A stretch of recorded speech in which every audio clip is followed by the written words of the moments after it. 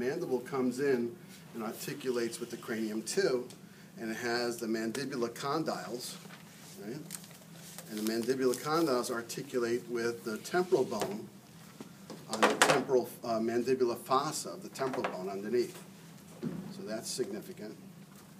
Okay, so you see how that works. There's actually a meniscus there.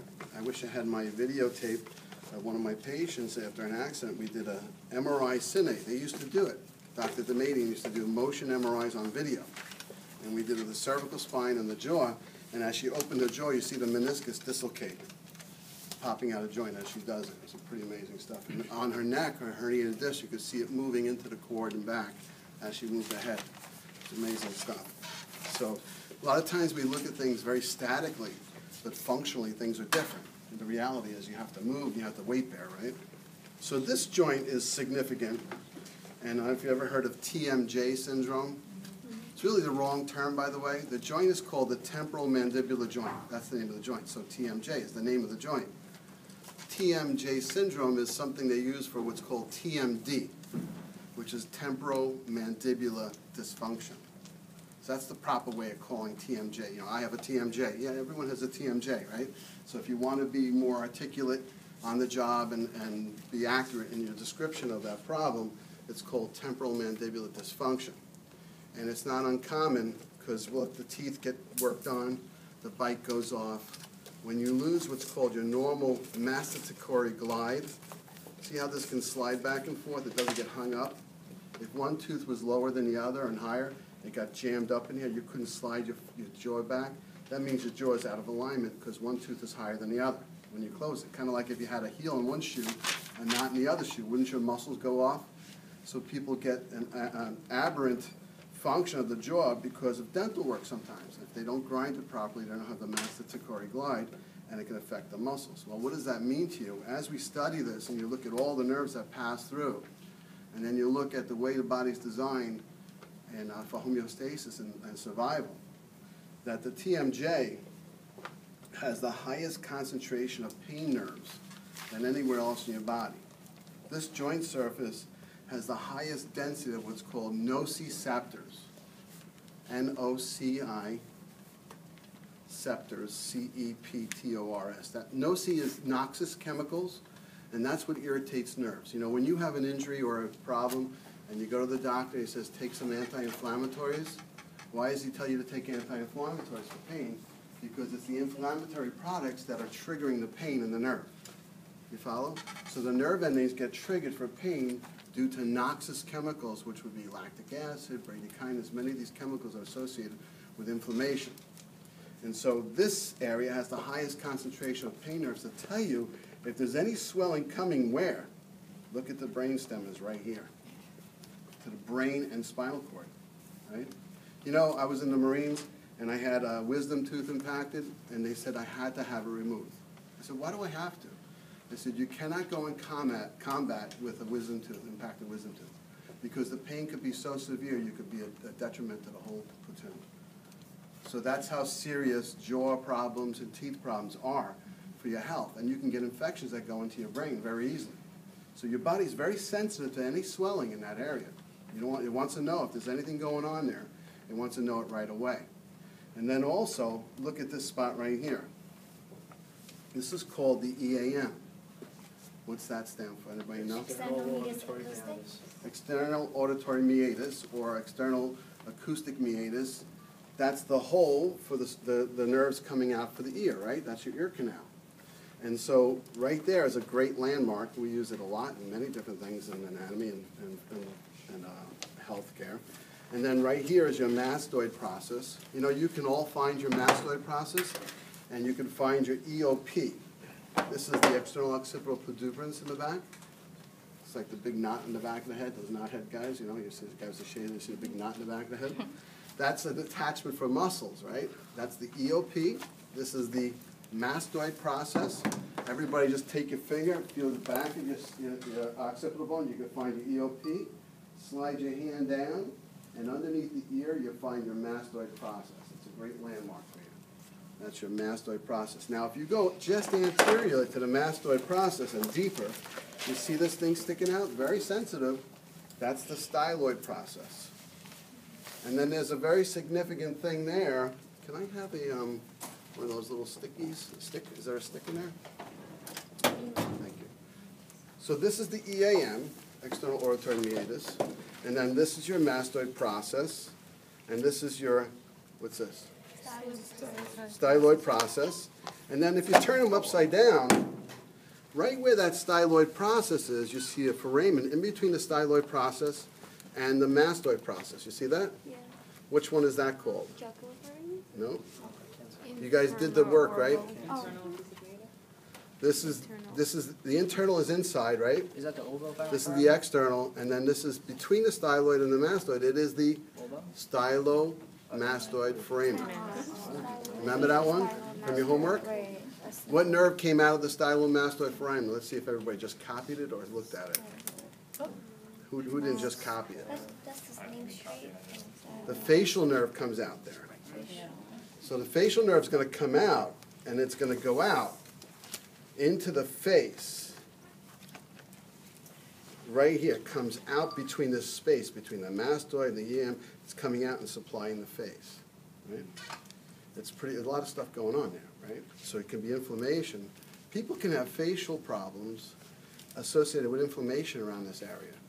It's actually inflaming the nerve because something else is going on here. Bell's palsy is a standard term for when one side of the face drops. Yeah. Okay, so you have that styloid mastoid foramen. Makes sense. Here's the mastoid. Here's the styloid mastoid foramen. See, it kind of gives you the information right there. Okay, so then does anybody have an atlas there? An atlas vertebrae? All right, we'll talk about that later. The skull sits on top of the spine, right? The skull sits on top of your spine. And the top bone is called the atlas. See that bone? The atlas has articulate surface to receive the skull. So the skull weighs about 10 to 20 pounds, depending on who you are, right? And it has these two surfaces on either side of the hole, the foramen magnum, where the spinal cord is going to exit, right? So you have to have your head connected to your body. When your head's not connected to the body, you're done, right? It's over. So when your head connects to the body, it's bringing the brain information down through a conduit. You know, if you had in front of your house those big columns, you know, on the patio, obviously those big Roman columns, and they had lights hanging off the edge of it, how does the electric get to the lights? It has to go through the center of the column and then out to the light, right? How does the nervous system get its information to the body? Through foramen, right? We looked at some of the 12 cranial nerves, but there's 31 pairs of nerves that are coming off the spine too. And they have to go directly through the column. What's that? I apologize. You said the foramen is the one that gives the signal? The foramen is the hole where the nerves pass through, okay. right? Different foramina. You looked at the olfactory foramina. We're going to go over it again. We just looked at the stylomastoid foramen. We looked at the external auditory meatus. That's like a foramen. A passageway, right? So the nerves have to exit the brain to get to the body, right? Superior orbital fissure, optic canal. It's got to get the nerve to the tissue so that the tissue can function. The brain sends its messages down through the spinal cord, through the foramen magnum, and it has to go down through the spinal cord, the conduit, those columns, like the Roman columns, inside, and then the nerves have to come out to the organs and to the muscles in the skin, all the way down. Like sciatica, what is sciatica? It's a group of nerves that form the sciatic nerve that passes out through here. They came from up here, went down through the spinal cord, inside the vertebral canal, out each individual vertebrae at the intervertebral foramen, and then they form a branch of nerves that comes through the greatest sciatic notch, and then down the leg to the foot. Crazy stuff, right? And so the nerves that came from the foot for sensory, to feel when you touch something, has to come up the leg, all the way up, into the cord, into the vertebral column. Now the difference between vertebral column and vertebral cord is what? What's the difference between vertebral column and cord? The column is the bone structure that's housing the cord. The cord is the extension of the brain, right? So the brain has to extend down as the spinal cord through the center of the column. Just like the Roman columns in front of someone's house, right? if you had to get electric to the lights hanging off of that, it has to go through the center of the column first, right? The wires are the cord going down the center and then out to the light fixture, right? Simple, right? So here's the skull, and we're looking at it from the back now. So we saw from the front, the frontal bone, the coronal suture, sagittal suture, two parietal bones. On the back, we have the occipital bone. And the occipital bone has the lambdoid suture, which sometimes has little tiny bones in it called sutural bones. Did you see that on some of them? It's like a little round bone. There's a suture around it. Or it's called a Wormian bone. If you ever see that term, Wormian bone or sutural bone, it's a bone within a suture. So if you look, this one doesn't have it, but in your book you can look up sutural bone or Wormian bone. Sometimes there's a difference in the person's skull. When it formed a little island around the occipital bone and forms another little suture around it, and that's called a Wormian bone. It's just a bone within a suture. Okay? So here's the occipital bone with the external occipital protuberance, the EOP, which forms an attachment for the nuchal ligament from the muscles and the ligaments in the back of your neck. And when you go to the doctor and you have a fever, one of the first things he'll do, or the first thing in the doctor's is in, puts his hands on his forehead and grabs the back of your neck. I think I demonstrated that the first day of class, right? And he's pinching the back of your neck. You know, like if you're a patient, if you're my patient and I'm a medical doctor, because we see a lot of infections, if you're a medical doctor and you sit down in the chair, I want to make sure I know if there's any meningitis in my office. So I'm just feeling the back. He's not being friendly with you. He's feeling your temperature and feeling your nuchal rigidity. Feeling for nuchal rigidity. It's a ligament called the nuchal ligament that helps to connect all the muscles in the back. If that becomes rigid and hard, and you have a high fever, there's a chance that this person possibly could have meningitis. It's a quick scan out and rule out meningitis patients, so you know to isolate that person, and let's do further tests. It's called nuchal. Nuchal, N-U-C-H-A-L. And it's called the nuchal ligament that goes all the way up. You said it has to be, if it's hard. If it's rigid and you have a fever, it's a scan. It's not an end-all diagnosis that there's a possibility we have to take another step to rule out anything further. So they always, if you notice, you go to the doctor, he does that. It's a habit. It's what they do. First thing, palpate the head, you feel for temperature and feel for nuchal rigidity, and especially if they have a fever. It's a very quick scan. I mean, you want to know right away if someone has a serious meningitis.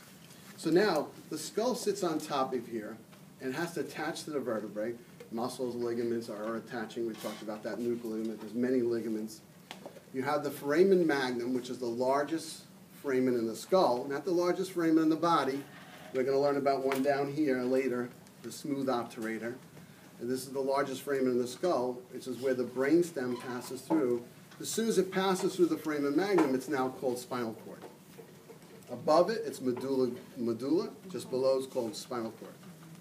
Recently, Dr. Damadian did research with one of my colleagues and found out that patients with MS have interference with cerebral spinal flow due to misalignment at C1, and when you adjust them, they see the cerebral spinal flow change. Very big finding. And helping the symptoms of patients with MS is a very big. They just did a seminar last week. Dr. Damadian did one. It's exciting stuff. So here's the sprain extending its spinal cord down through the vertebral canal. Inside every vertebrae, in the center is something called the vertebral canal. We're going to go over that. And that's where the spinal cord comes through. We'll talk about that later. So let's talk about this occipital bone again. EOP, lambdoid suture. Mastoid process is actually on the temporal bone because the suture comes down and separates it there. And then you have your foramen magnum, and then you have these occipital condyles. The occipital condyles are going to sit on top of what? Atlas. They call it Atlas, C1, because it's like the mythical character Atlas holding up the world. And even the hands are shaped similar to the joint surface of the Atlas on the top. And so the skull sits right on top of that. The two occipital condyles are sitting right on top of that. Imagine a 10-pound weight sitting on those two little tiny joints of this 3-ounce bone. Right? Remarkable. And if it shifts off center, it can affect things, right? So muscles tone changes, everything changes.